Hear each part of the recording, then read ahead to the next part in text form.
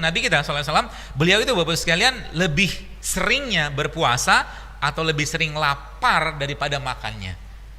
Maka salah satu sebab lemahnya iman adalah banyak makan. Kalau kita boleh jujur zaman sekarang, penyakit-penyakit yang ada zaman sekarang muncul gara-gara apa? Banyak makan. Selesai kajian. Kan gitu kan. Ya, jadi kebanyakan makan. Nah, pertanyaannya, bisakah kita mengendalikan itu? Kalau Anda bisa mengendalikan, you're the best gitu kan. Dan tubuh kita itu bosnya jadi gini lah.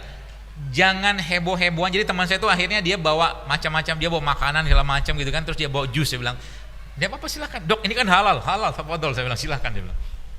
Kata saya begitu.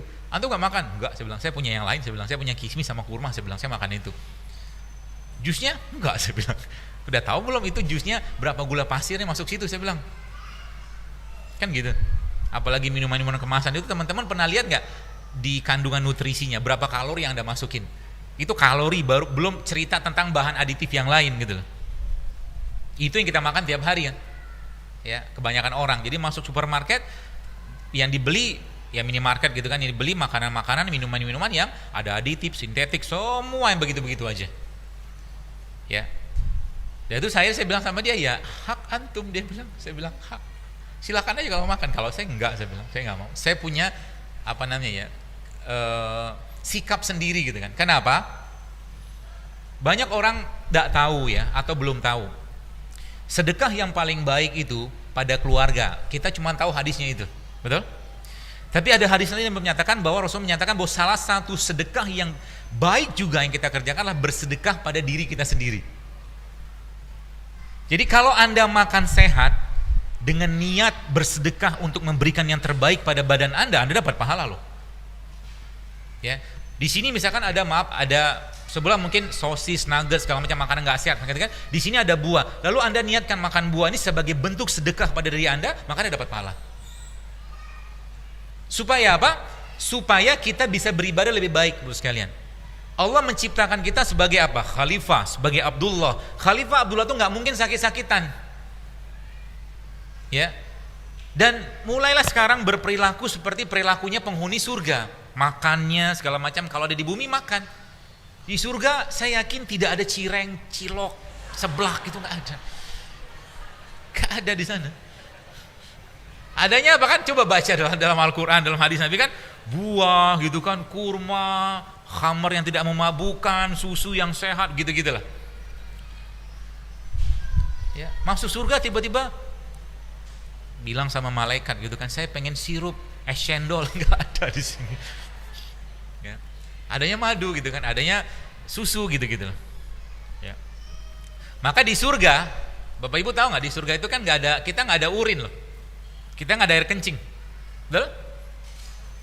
Kemudian apa lagi? Jadi kalau kita mentelaah surga tuh tanda kutip masuk akal dalam kalau kita bahas secara ilmiahnya gitu ya.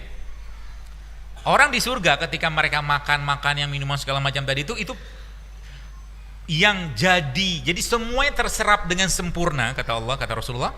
Dan kalaulah ada yang mau dikeluarkan, kata Allah, kata Rasulullah, itu akan berupa keringat. Keringatnya itu pun wangi, baunya kasturi gitu kan. Jadi kita nggak ada feses, nggak ada BAB, nggak ada kencing, nggak ada ludah, ya. Semuanya baik. Sekarang Bapak Ibu pernah nyium bayi nggak? Wangi nggak?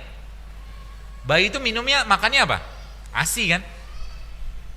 Ya, ASI itu salah satu makanan terbaik. Makanya bayi ya, misalkan yang 0 sampai 2 tahun gitu ya, mereka bau mulutnya wangi, badannya wangi, terserap dengan baik. Bahkan fesesnya pun kadang-kadang ibunya pun demen gitu loh.